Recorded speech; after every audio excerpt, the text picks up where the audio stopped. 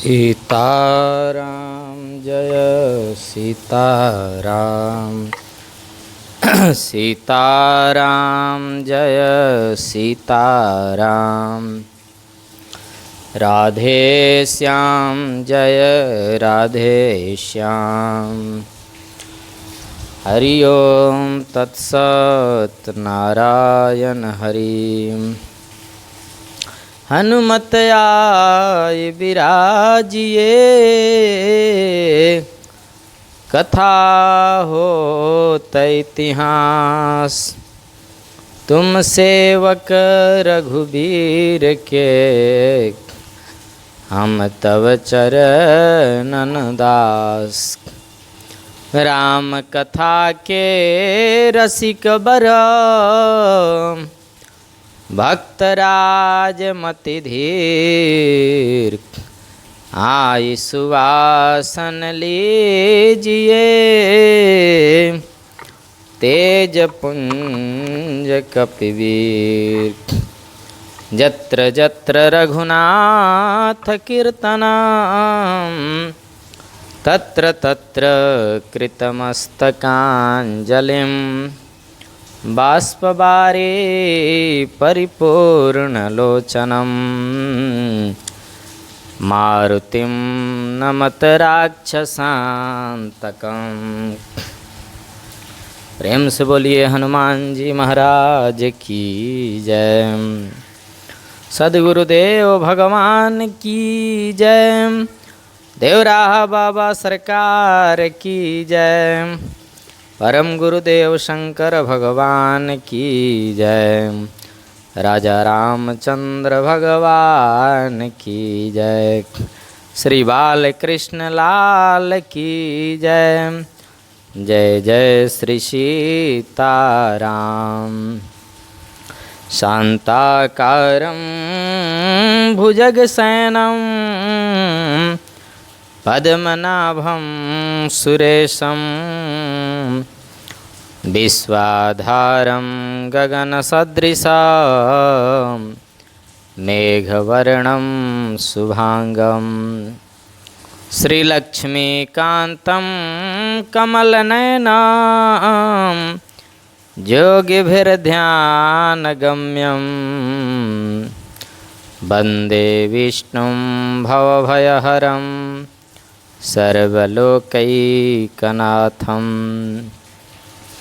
मूकं करोति वाचालं पंगुं लंघयते गिरें। यत्कृपातमहं वन्दे परमानन्दमाधवम्। जय जय श्री राधारमण। जय जय नवल किशोर। जय गोपी चितचोर प्रभु। जय जय माखन चोर। प्यारे प्रभु प्रेमियों, परम बीतराग संत शिरोमणि महाराज सुखदेव राजर्षि परीक्षित को लक्ष्य करके मानो संपूर्ण मानव जाति को, संपूर्ण मानव जगत को उपदेश कर रहे हैं। कहते हैं राजन, वैसे तो इदम एव सुनिष्पन्नो ध्येयो नारायणः सदा। परमात्मा अनेक रूपों में है, लेकिन सब का मूल तो परात्पर नारायण है। क्योंकि सृष्टि के आदि मध्यांत में वही हैं और सब में समाये हैं। सारी सृष्टि में पहले कुछ भी नहीं था परीक्षित। अस्थावर जंगम अंडज उद्भिज जरायु सृष्टि थी ही नहीं। केवल एक ही परब्रह्म नारायण अपनी आद्या शक्ति के साथ में विराजमान थे। बिना शक्ति के तो शक्तिमान है नहीं। एक ही तत्व में समाहित थे। वेद में लिखा है, सौ अकामयत एको हम बहुश्याम। उनके मन में इच्छा हुई कि मैं एक से बहुत हो जाऊं। तो उनके नाभि से सुंदर कमल उत्पन्न हुआ और परीक्षित उसी कमल पर विधाता प्रकट हुए ब्रह्मा। चारों दिशाओं में देखने की सामर्थ्य उनको दी प्रभु ने, लेकिन ब्रह्मा ये समझने में असमर्थ रहे कि मैं प्रकट कहाँ से हुआ।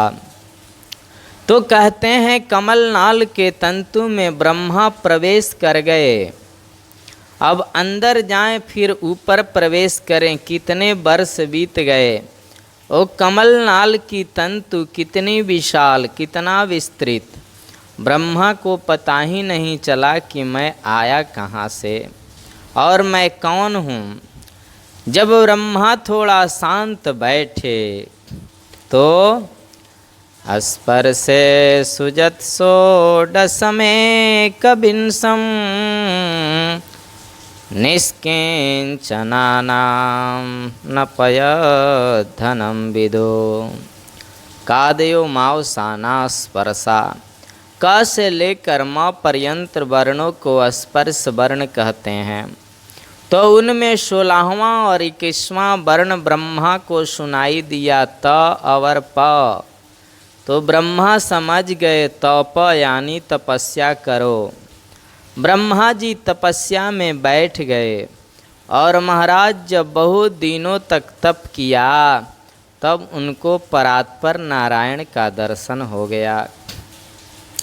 प्रभु का दर्शन पाए। इतनी सुंदर मेरे प्रभु की झांकी, ब्रह्मा निहाल हो गए उनको देख करके। प्रभु ने अपना हाथ जरा बढ़ाया, ब्रह्मा का हाथ पकड़ लिया और बड़े प्यार से बोले, विधाता, ये नाम दे दिया मैंने तुम्हें, अब सृष्टि का सृजन करो। ब्रह्मा जी बोले, थोड़ा सा ऊंचा गद्दी मिलने पर अभिमान भर जाता है, लोगों में अभिमान हो जाता है, अहंकारी हो जाते हैं।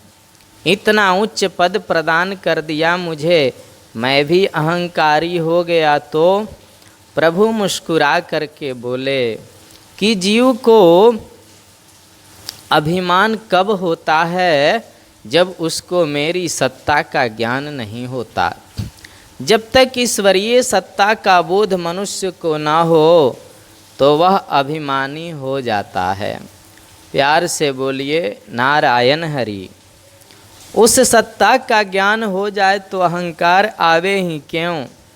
भागवत जी में लिखा है कि भगवान के रोम रोम में करोड़ों ब्रह्मांड लुढ़कते हैं। 10-5 गाड़ी हो गई, 10-20 करोड़ रुपए हो गए, 2-4 बंगले हो गए, थोड़ी मान प्रतिष्ठा मिल गई, हम फूल जाते हैं, हम ये हैं, हम वो हैं, क्योंकि भगवान को हमने समझा नहीं, इसलिए हम अहंकारी हो गए। तो भागवत में लिखा है कि भगवान के रोम रोम में करोड़ों ब्रह्मांड लुढ़कते हैं। ध्यान से सुनिए, मनुष्य के एक शरीर में 3.5 करोड़ रोवे होते हैं, तो भगवान के विग्रह में भी 3.5 करोड़ रोवे होंगे और एक एक रोम में करोड़ों ब्रह्मांड लुढ़कते हैं। आप जरा विचार करें, सोचें, चिंतन करें। उस ब्रह्मांड में ढूंढने पर तो हजारों वर्षों तब लग जाएंगे कि हमारा ब्रह्मांड कौन सा है। और अपना ब्रह्मांड मालूम मिल भी गया तो हमारे ब्रह्मांड में फिर 14 लोक हैं और 14 लोकों में फिर मुख्य 3 लोक है और 3 लोकों में फिर मुख्य लोक है मृत्यु लोक। मृत्यु लोक में फिर 7 द्वीप है, 7 द्वीपों में फिर एक जम्बू द्वीप है और जम्बू द्वीप में फिर 9 वर्ष है और 9 वर्षों में फिर एक भारत वर्ष है। भारत वर्ष में फिर अपना राज्य मोतिहारी जिला, तब फिर कोल्हुअरवा, तब फिर इसमें देवराहा बाबा का आश्रम, फिर उनमें मैं, फिर जिस परमात्मा के रोम रोम में करोड़ों ब्रह्मांड लुढ़कते रहते हैं उनमें हम कहीं दिखाई देंगे। फिर काहे का अभिमान, फिर क्यों फूलते हैं हम ये हैं हम वो हैं। दो चार संगत सोसाइटी हो गया, कुछ दो चार जानने वाले हो गए, अहंकार हो जाता है। तो मैं तुम्हें बताना चाहता हूँ ब्रह्मा, ये भागवत का उपदेश सबसे पहले प्रभु ने ब्रह्मा जी को दिया था कि वो बता रहे हैं कि अहमेवा समेवाग्रे नान्यज्जत् सदसत् परम पश्चादहं जदे तच्च जो वशिष्येत सोऽस्म्यहम्। सारी दुनिया में सबसे पहले केवल मैं था। दुनिया के बनने के बाद नाम रूप बदल गया, लेकिन हूँ सब में मैं ही। और दुनिया के संपन्न हो जाने पर जो बचता है वो केवल मैं ही होता हूँ।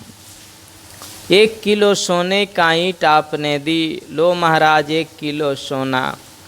उस सोने को मैंने क्या किए, 50 टुकड़े किए और कई आभूषण बनवा लिए। अब देखो कई आभूषण बन गया, नाम रूप अलग अलग हो गया, हार कंगन ब्रासलेट चैन। उन आभूषणों को जमा करके हमने ओखली में कूट दिया। कूट देने के बाद क्या बचा, सोना बचा। आभूषण बनने से पहले क्या था, बोले सोना। आभूषण बनने के बाद सब में वो क्या है, बोले सोना। और आभूषण बिगड़ने पर क्या बचा, वो क्या है, बोले केवल सोना। प्रेम से बोलिए नारायण हरि। मिट्टी की हाथी बनाया, घोड़े बनाए, बड़े बड़े खिलौने बनाए, सबको बाढ़ में तोड़ दिया, सबको पीस दिया तो मिट्टी बची। उन खिलौनों के बनने से पहले वो मिट्टी थी, खिलौने बनने के बाद भी मिट्टी है, और बचने पर केवल मिट्टी ही बचती है। बड़ी समझने की बात है। इसलिए मैं ही सब में था, मैं ही सब में हूँ और मैं ही सब में रहूँगा।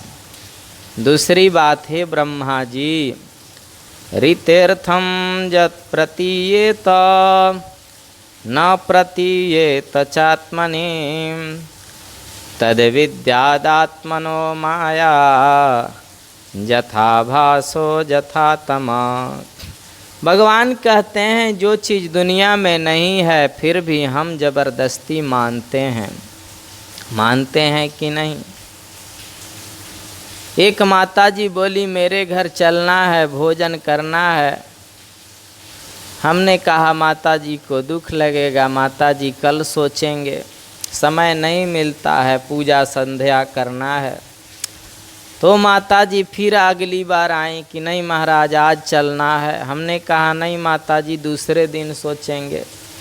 ओ माता जी फिर आई, फिर कहीं चलने के लिए। हमने कहा कि माता जी माफ़ करिए टाइम नहीं मिलता है, सामग्री यहीं दे जाइएगा, कच्चा पक्का भोग लग जाएगा भगवान का। तो माता जी नाराज हो गई कि नहीं आप मेरे घर नहीं गए, 1 गिलास दूध नहीं पिए तो मेरे आत्मा को बहुत कष्ट होगा। आपने मेरे घर 1 गिलास दूध नहीं पिया तो मेरे आत्मा को बहुत कष्ट हो जाएगा। ये आत्मा कोई गाजर मूली है क्या? दूध नहीं पिया तो आत्मा को कष्ट हो गया। अरे काहे की भीड़ लगी है, क्या हो गया? बोले बच्चे ने हाई स्कूल में बहुत परिश्रम किया, फेल हो गया तो रेल के नीचे कटकर आत्महत्या कर ली। आत्मा की हत्या तो कभी होती ही नहीं। देखो जी जरा भी बच्चों में सहन शक्ति नहीं है, थोड़ा कुछ बोल दिया तो पंखे से लटक के आत्महत्या कर ली। ये आत्मा की हत्या तो नहीं है, क्योंकि आत्मा न मरिष्यति न जजाना। आत्मा न जन्म लेती है, न उसकी कभी मृत्यु होती है, न उसमें कोई परिवर्तन आता है। फिर जरा सा दूध नहीं पिया तो आत्मा को कष्ट हो गया। तो जो चीज़ नहीं है फिर ज़बरदस्ती हम उसको पालते हैं। जो चीज़ है नित्य शुद्ध मुक्त चिन्मय शाश्वत अविनाशी, ये होने पर भी उसको कभी हम मानते नहीं। ये माया का रूप है। यथा महान्ति भूतानि भूतेषु च वचस्वनो प्रविष्टान्यप्रविष्टानि तथा तेषु न तेष्वहम्। वर्णन करते हैं जैसे पृथ्वी जल तेज वायु आकाश ये 5 तत्व सब में व्याप्त है और सबसे अलग भी है। अलग रहने पर भी सब में व्याप्त है और व्याप्त होकर भी सब में पृथक है। उसी प्रकार ब्रह्मा जी मैं सब में हूँ और सबसे अलग भी हूँ। ये जान कर के उनको बहुत आनंद मिला। एतावदेव जिज्ञास्यं तत्त्वजिज्ञासुनात्मनः अन्वय व्यतिरेकाभ्याम यत् स्यात् सर्वस्य सर्वदा। आत्मा के तत्व के जिज्ञासु को बस यही समझना पर्याप्त है कि अन्वय व्यतिरेक से जो सर्वथा परे है, सर्वथा विद्यमान है, उसी को हम आत्मा कहते हैं। ब्रह्मा जी से कहा कि ये भागवत धर्म है। एक बात कहूँ, भागवत का मतलब क्या होता है? भागवत का मायने क्या होता है? जो भगवान का है वो भागवत है। भगवान का जिसके सामने लग गया बस वो भागवत है। भगवान का जो भक्त है वो भागवत है। भगवान का जो मंदिर है वो भागवत है। भगवान का जो निवास है वो भागवत है। भगवान का जो उपदेश है वो भागवत है। भगवान का जो प्रेमी है वो भागवत है। जिसके सामने का लग जाए बस बात खत्म। और जिसके सामने भगवान का लग गया वो कोई बिरादरी हो कोई फर्क पड़ता नहीं, वो तो भगवान का हो गया। यदि हम मानने लगे कि भगवान 5 बार नहाने वाले को मिलते हैं, कभी कभी प्रश्न उठता है भगवान जल्दी किसको मिलते होंगे? जो 5 बार नहाता है, सवेरे 4:30 बजे नहा लें, फिर 5:30 बजे नहा लें, फिर 12:30 बजे नहा लें, शाम 5 बजे और नहा लें, सोते सोते एक बार और नहा लें। 5 बार नहाने वाले को भगवान मिलते हैं। बोले जिन भीलों को राम जी ने गले से लगाया वो जाड़े के दिनों में नहाते ही नहीं थे। अब कर लो बात, कौन भील? बोले अस हमार प्रभु बड़ सेवकाई ले ही न बासन बसन छुड़ाई। खुला बोल दिया। हमारी सबसे बड़ी सेवा ये है कि लोटा सोटा गले से छुड़ाया नहीं, उसको राम जी गले से लगाते हैं। तो ये कन्फर्म हो गया कि केवल 5 बार नहाने वाले को भगवान मिले ये जरूरी नहीं है। बोले नहाना धोना नहीं देखते होंगे, उम्र देखते होंगे। पहले पूरे बाल सफ़ेद होने चाहिए, 85 तक पहुंचाओ तो भगवान मिलने को सोचेंगे। बोले बताओ ध्रुव जी की उम्र क्या थी? 5-7 वर्ष की उम्र में इस बच्चे ने भगवान को पा लिया। ध्रुव सगलानी जप्यो हरि नाउ पावा अचल अनुपम ठाऊं। हाँ ठीक है, उम्र नहीं देखते होंगे, डिग्री जरूर देखते होंगे। महाराज जी उसको दर्शन देना है, एजुकेशन क्या है पूछ के आओ। AA है, PhD है, डीलीट है कि डॉक्टर है कि MBA है, क्या है? बोले वो तो बिल्कुल नहीं पढ़ा जी। भगवान ये सब नहीं पूछते। यदि पढ़े लिखे को मिले ये समझा जाए तो गजराज कितना पढ़ा लिखा था। ग्राह ने जब पैर पकड़ लिया था ना गजराज, तो गोविंद ने गोविंद कहा। सुनो, गो कहते ही भगवान आ गए, बिंद तो बाद में बोला। बिंद तो बोल ही नहीं पाया, तब तक तो रक्षा हो गई। पहुँचे आधे नाम सुमेरी मैंने, निर्बल के बलराम। आधा नाम बोलते ही पहुँच गए। ठीक है, नहीं देखते होंगे पढ़ा लिखा, कम से कम ऊंचे कुल में तो जन्म होना चाहिए। ठीक है, पंडित नहीं है तो क्षत्रिय वैश्य तो कम से कम होना चाहिए। ऊंची बिरादरी में जन्म नहीं लोगे तो भगवान नहीं मिलेंगे। हाँ, अरे राम राम, ये बिल्कुल नहीं है भाई जी, ऐसी बात नहीं है। यदि ऐसा होता तो का जाति विदुरस्य जदुपते रुग्रस्य किम पौरुषम। बताओ विदुर जी की जाति क्या थी, विदुर जी की बिरादरी क्या थी। महात्मा विदुर तो दासी के पुत्र थे, लेकिन विदुर के घर मेरे गोविंद पधारे। विदुर को कितना सम्मान किया, कितना आदर दिया, कितना स्नेह दिया मेरे प्रभु ने। आप विचार करें, जदा तु राजा स्वसुतानुसाधुन उष्णन्न धर्मेण विनष्ट दृष्टि। ऐसा लिखा है। सुखदेव जी कहते हैं कि धृतराष्ट्र की बाहर की नज़रें तो थी ही नहीं, लेकिन अंदर के नज़रों को ख़त्म कर दिया था साले जी ने। और संत जन कहते हैं कि दीवार बिगाड़े आरो और घरे बिगाड़े सारो। बोलिए नारायण हरि। ऐसी किंवदंती है, दीवार में ज़्यादा अलमारियां रखेंगे तो दीवार कमज़ोर हो जाएंगी, और घर में साले जी की सलाह मशवरा ज़्यादा लेंगे तो फिर जैसी आराम होगा। और धृतराष्ट्र के यहाँ तो बिना शकुनी मामा के तो कुछ होता ही नहीं। तो बाहर की दृष्टि भगवान ने नहीं दी, अंदर की दृष्टि साले जी ने ख़त्म कर दी। ऐसी परिस्थिति बन गई। विदुर जी को बहुत दुख हुआ जब ये सुना विदुर ने कि पांडवों को लाक्षागृह में मारने का षड्यंत्र हो रहा है। महात्मा विदुर जी पहुंच गए धृतराष्ट्र के पास में। बोले, राजन, अन्याय के पेड़ पर कभी अमृत का फल नहीं आता, अन्याय से बचना चाहिए। और नीति ये कहती है, एक नगर को त्याग देने से राष्ट्र की रक्षा होती है तो नगर को छोड़ना चाहिए।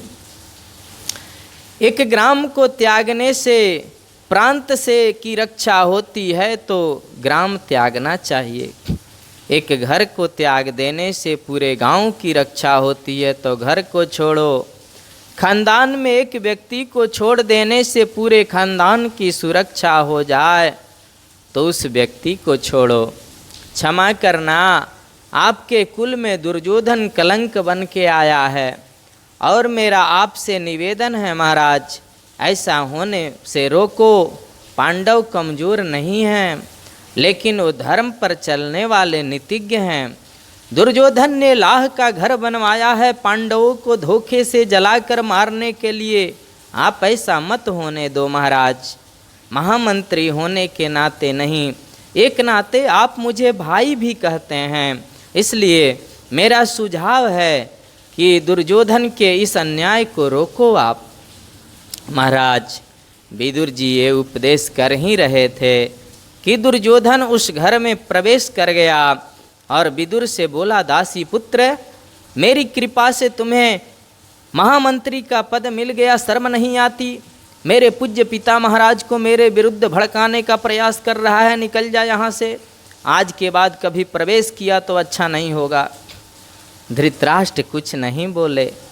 महात्मा विदुर ने कहा, वत्स, तुम्हें कष्ट देने का मेरा कोई मंतव्य नहीं था, और रही महामंत्री पद की बात तो वो तो मैं त्याग अभी दूंगा। तुरंत मंत्री पद से परित्याग कर दिया, त्याग पत्र दे दिया और विदुर रानी के पास आकर के बोले, देवी झंझट खत्म। सुखदेव जी बोले, परीक्षित, एक ही तो धर्म बचा हुआ था विदुर के रूप में कौरवों के यहाँ, जो सत्य बोल सकता था सामने, बाकी सब तो एहसान के तले दबे हुए थे और आज वो भी निकल गया। प्रेम से बोलिए नारायण हरि। विदुर जी जा कर के बोले विदुरानी से देवी झंझट खत्म, प्रभु का भजन करेंगे। पत्नी मृदुला को साथ में लेकर विदुर जी कदली के वन में पर्णकुटी बनाकर वास करते हैं। नहीं तो उनका महल धृतराष्ट्र के महल के बाद दूसरे नंबर पर ही था, लेकिन मन से सब त्याग दिया।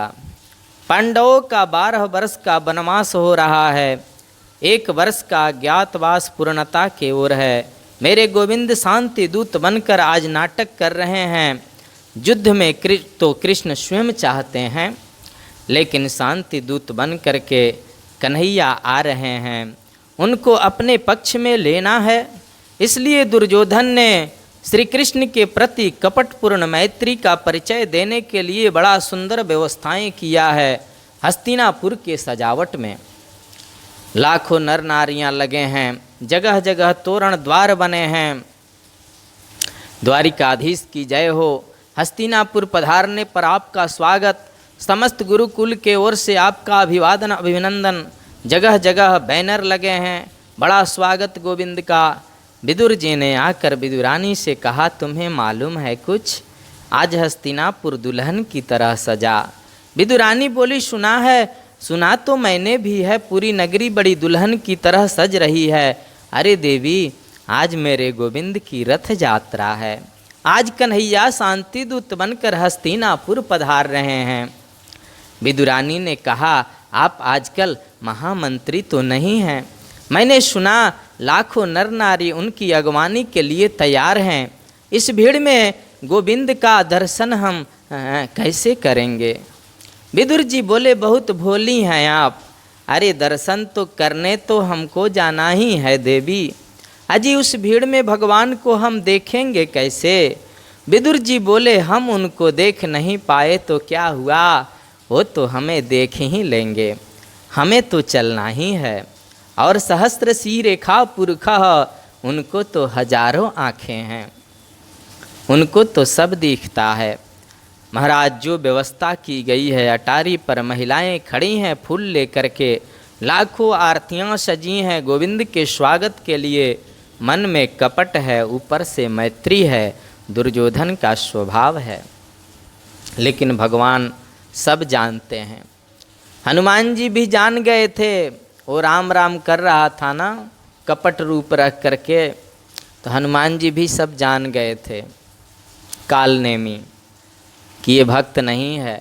उसी तरह भगवान भी सब पहचान जाते हैं। सबसे पीछे दीवार से सिर लगाकर विदुर विदुरानी खड़े हैं। ऊपर से मन में कपट है, ऊपर से मैत्री है, ये दुर्योधन का स्वभाव है। सबसे पीछे दीवार से सिर लगाकर विदुर विदुरानी खड़े हैं, लाखों नर नारी फूल बरसा रहे हैं, लेकिन गोविंद ने पुष्प को देखा भी नहीं, क्योंकि प्रभु समझ रहे हैं कि पुष्पों से स्वार्थ की बू आ रही है। मेरे गोविंद तो निस्वार्थ प्रीति के पुजारी हैं। निर्मल मन जन सो मोहि बावा, मोहि कपट छल छिद्र न भावा। आप क्या समझ रहे हैं?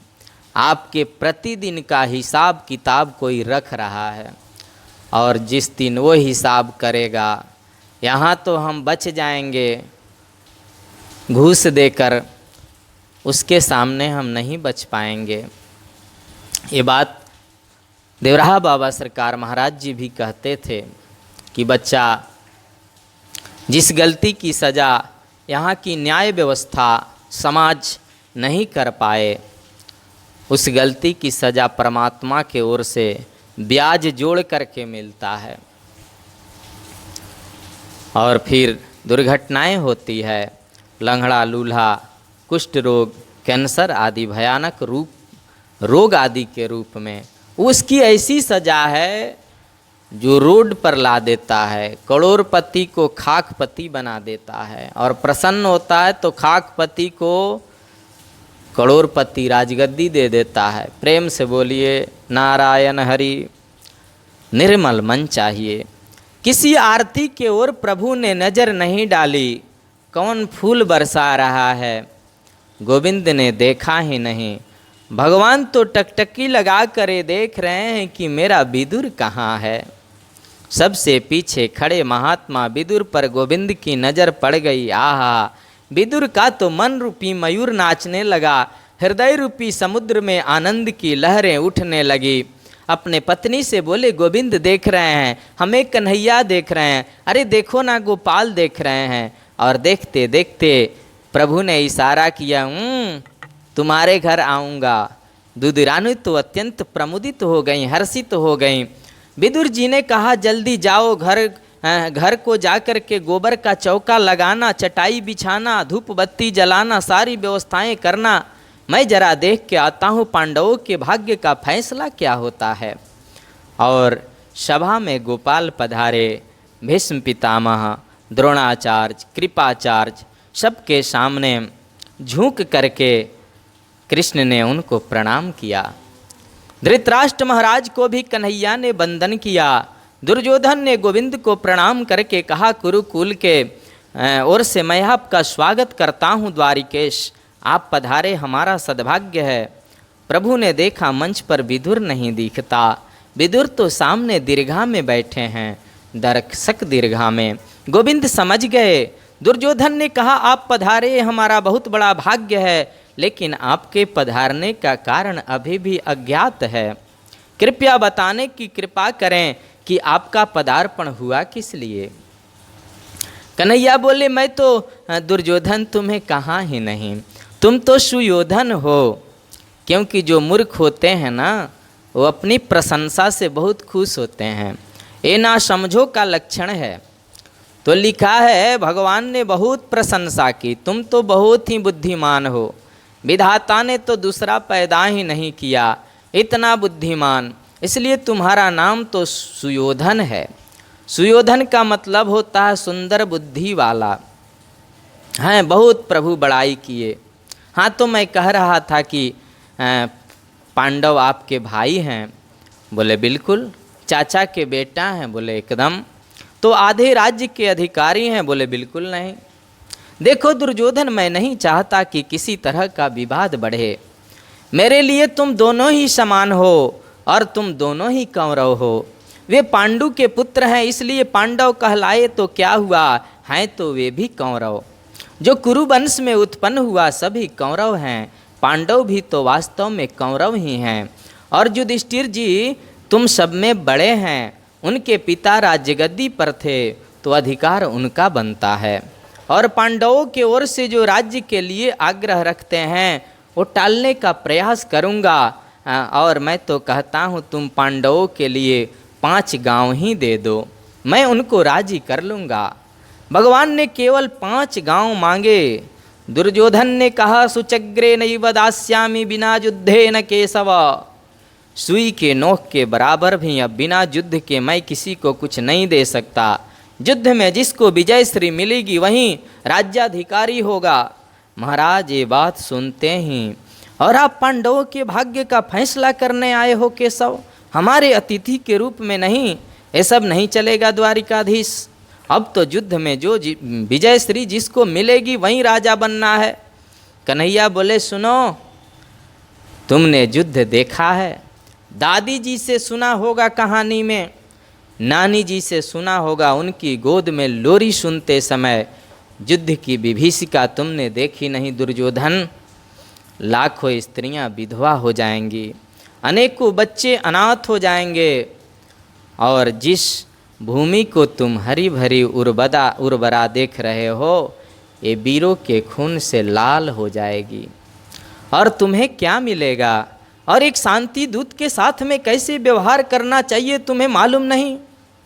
धृतराष्ट्र ने दुर्योधन का हाथ दबा दिया, पागल, बोलना नहीं आता, ऐसे बोलते हैं, जल्दी इनको अपने पक्ष में करो, तुम जानते नहीं हो इनको। दुर्योधन का तो चेहरा ही बदल गया मजाक कर रहा था, बचपन से ऐसे ही रहा हूँ ना मैं, मन में कोई कपट नहीं रखता केशव, मैं तो बस बोल ही देता हूँ, आप मुझे कोई गलत ना समझे। पता नहीं क्या क्या बोल जाता हूँ मैं, लेकिन मन का तो बहुत ही शुद्ध व्यक्ति हूँ। कृष्ण बोले वो तो दिखता है मुझे। राजनीति की बात छोड़िए, हाँ जिसको क्या मिलना है, किसको क्या होगा, वो तो जब आप लोग मिल बैठ के बड़े लोग जो बात कहेंगे सब हो जाएगा। अब आप पधारो ना। और आप तो जानते हैं मेरी माँ कितनी बड़ी पतिव्रता है। उनको जब पता चला था ना कि मेरे पिताजी जन्म से ही नेत्रहीन हैं, तो मेरी माँ ने पट्टी बांध ली थी। कृष्ण बोले जानता हूँ मैं, माँ ने अपने हाथों से आपके लिए भोग बनाया है, चलो ना। गोविंद बोले भोजन तो दो ही परिस्थितियों में होता है, या तो भोजन करने वाले के पेट में भूख हो, या भोजन कराने वाले के मन में श्रद्धा हो। दुर्योधन जी, आपके मन में श्रद्धा नहीं है, कदाचित मेरे पेट में भूख भी नहीं है, और आज तो भोजन करने का प्रश्न ही नहीं उठता। क्यों? क्योंकि आज विदुर काका के घर मेरा निमंत्रण है ना। उसी सभा में विदुर जी बैठे थे, बोले बाप रे, मैंने कब निमंत्रण दिया इनको, मैंने तो एक बार भी नहीं कहा, कुछ बोला ही नहीं इनको। और सभा के बीच कह रहे हैं विदुर काका के घर निमंत्रण है। बैठे बैठे विदुर ने इशारे से कृष्ण से पूछा, कृष्ण इशारे से कह रहे हैं चुप बैठे रहो, जो कह रहे हैं ठीक कह रहे हैं। दुर्योधन व्यंग में हंस करके बोला हाँ, निमंत्रण मुझको मालूम है, आपको मालूम है आजकल विदुर जी का पद क्या है, महामंत्री नहीं रहे, अब राजमहल में नहीं रहते विदुर जी, आजकल तो अपनी व्यवस्था के भी लेने के देने पड़ रहे हैं, आपको क्या कराएंगे भोजन। भगवान बोले इससे मुझे कोई फर्क नहीं पड़ता, निमंत्रण दिया है तो व्यवस्था तो की होगी। भाई जो निमंत्रण देता है अगले को बुलाता है तो व्यवस्था करके रखता है। हाँ, लेकिन माफ़ करना, द्वारिका से सीधे आप राजभवन आए हैं, विदुर जी तो आपसे मिले नहीं, ये आपको निमंत्रण कब मिल गया।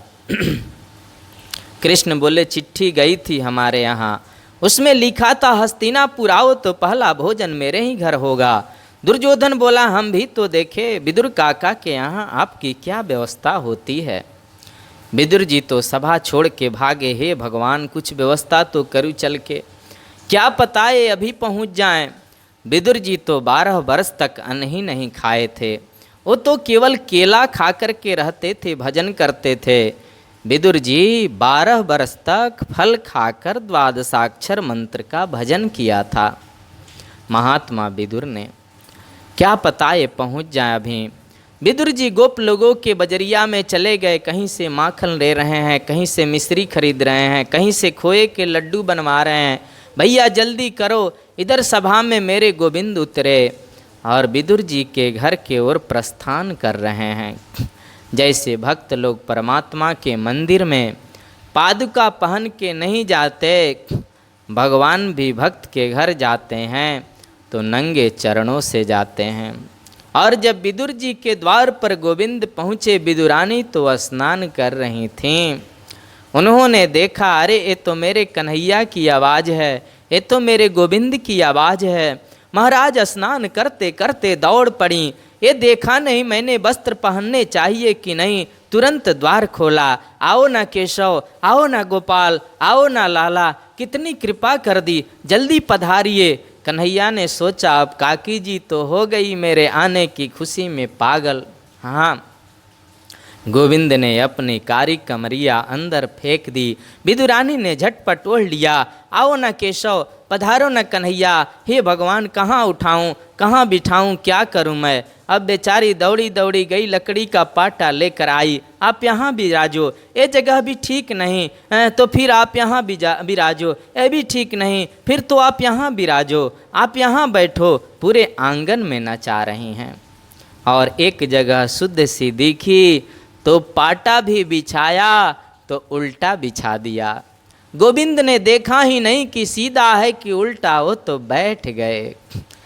और जिसके इशारे से पूरा ब्रह्मांड हिलता है, वो विदुरानी के सामने बैठकर अपने पेट पर हाथ घुमाते हुए बच्चों की तरह बोले, काकी जी बहुत जोर की भूख लगी है, कुछ खाने को मिलेगा।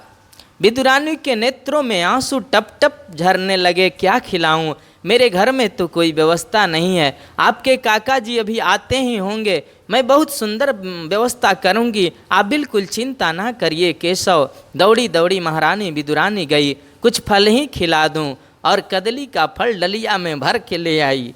गोविंद के सामने पत्तल भी बिछाई तो उल्टी, सब उल्टा पुल्टा हो रहा है प्रेम में, और छिलके उतार उतार के पत्ते पर धरती जाएं, केला दूर फेंकती जाएं, छिलका इधर रखती जाएं, केला दूर फेंकती जाएं, और गोविंद बड़े प्रेम से छिलका खा रहे हैं। बहुत बढ़िया है, बहुत मीठा है। विदुरानी बोली, आपको मीठा लगा तो मीठा ही होगा, अपने हाथों से जल देती हूँ पूरे बगीचे में, काका जी आते ही होंगे, बहुत बढ़िया पदार्थ मैं बनाऊंगी, देखना आप। एक छिलका खाए, दो छिलका खाए, वो केला फेंकती जावें, छिलका देती जाएं, मीठा मीठा मीठा करके गोविंद प्रेम से खा रहे हैं।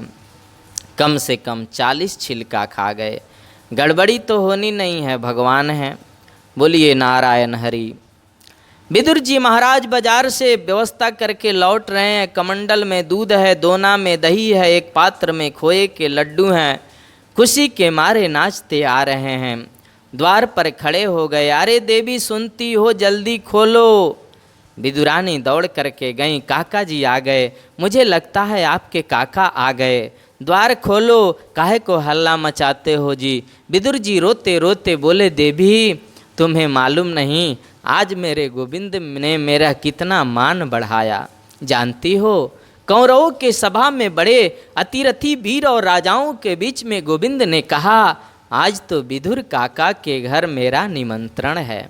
देवी खुशी के मारे मैं फूल गया, लेकिन मैंने सोचा कि घर में कोई व्यवस्था तो है नहीं, तुमने पता नहीं कुछ किया होगा कि नहीं, गोप लोगों के बजरिया में चला गया, ये माखन मिश्री, ये खोए के लड्डू, ये दूध दही कुछ लेके आया हूँ, तुमने गोबर का चौका लगाया कि नहीं, कदली के खंबे सजाए कि नहीं, हाँ पत्तल जल्दी सजाओ, ये सारी व्यवस्था तुम अंदर ले जा के रखो। हाँ मैं द्वार पे खड़ा खड़ा गोविंद का स्वागत करूंगा, आते ही होंगे, आ रहे होंगे, सभा में काहे को झूठ थोड़े बोलते हैं, विदुर काका के घर जाना है, मैं द्वार पर उनका स्वागत करूंगा, तुम अंदर जाकर सब तैयारी करना, आने वाले होंगे। विदुरानी बोली, बोलते रहोगे कि मुझे भी बोलने दोगे।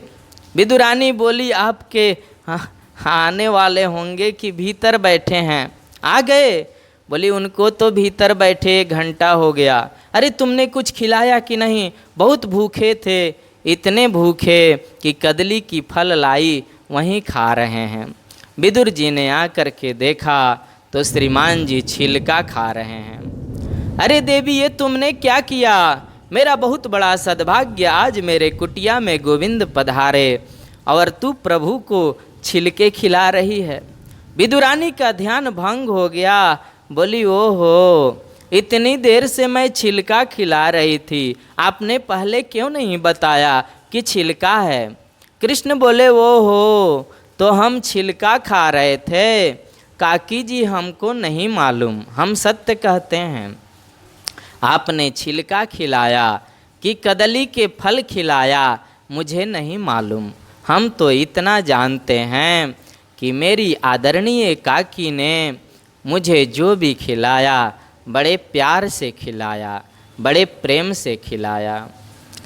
भाव का भूखा हूँ मैं और भाव ही बस सार है, भाव से मुझको भजे तो भव से बेड़ा पार है, भाव बिन कुछ भी वो देवे मैं कभी लेता नहीं, भाव से एक फूल भी दे तो मुझे स्वीकार है, भाव बिन सुनी पुकारे मैं कभी लेता नहीं, तेरे भक्ति भाव की करती मुझे लाचार है, अन्न धन और वस्त्र भूषण कुछ न मुझको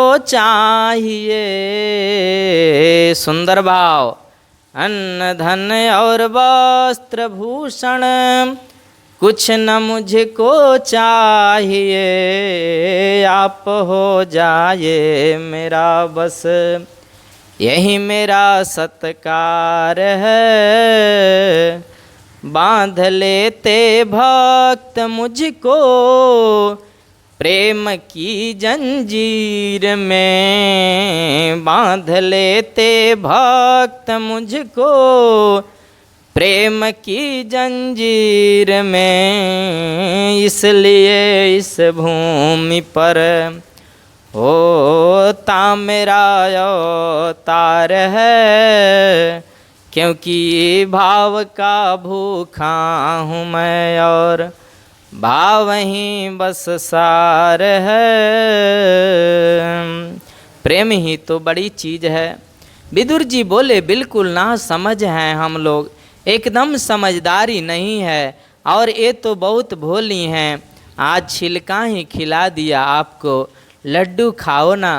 गोविंद के मुख में एक लड्डू दिया, आधा लड्डू खाते ही कन्हैया बोले बुरा न मानो तो एक बात कह दूं काका जी। बोलो। जो स्वाद उस छिलके में था वो इस लड्डू में तो नहीं है, क्योंकि लड्डू खिलाकर तो आप औपचारिकता निभा रहे हैं, पर छिलके खिलाते समय काकी जी को ये भी नहीं पता था, ये ध्यान ही नहीं रहा कि मैं क्या कर रही हूँ। प्रेम में नियम नहीं होता, भाव होना चाहिए। और इतना सम्मान प्रभु ने विदुर जी को दिया कि दुर्योधन का मेवा त्यागे, साग विदुर